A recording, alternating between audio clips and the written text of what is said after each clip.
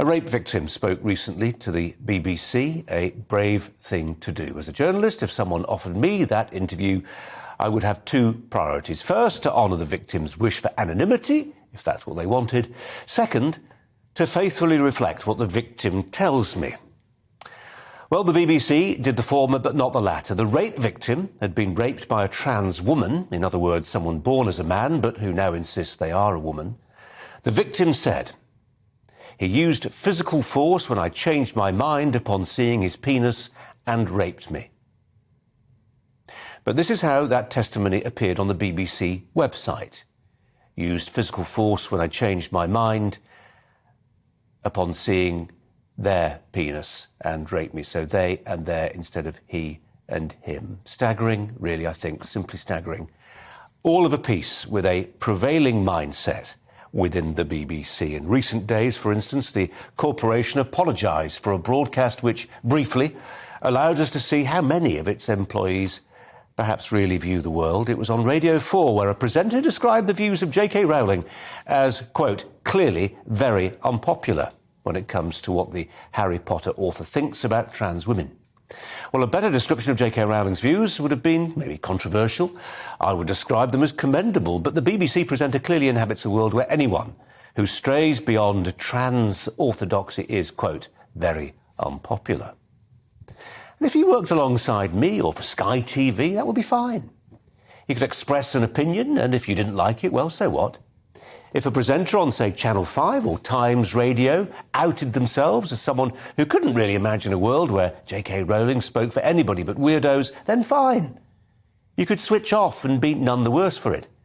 Or if you picked up the Daily Mail or the Guardian and didn't like the way they'd reported the words of a rape victim, you could stop buying the paper, couldn't you?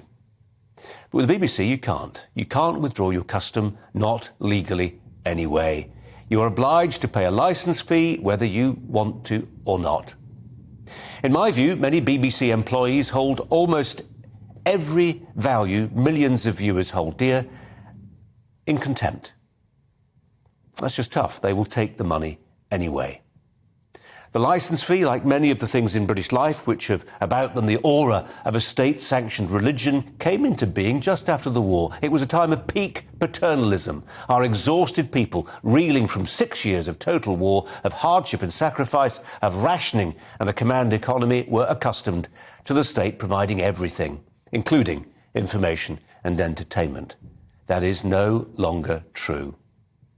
When the licence fee began on this exact day, June the 1st, 1946, there was no Netflix or Amazon, no Apple or ITV, and yet, even though people of my children's generation could happily go through life without ever using a BBC service, they will still be expected to cough up.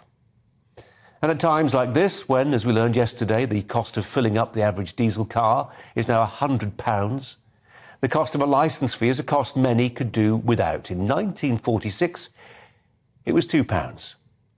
If it had risen since then with inflation, it would be about £80 or so. But the BBC's appetite for your cash is like that of all organisations which think the public simply can't live without them. It grows like Topsy.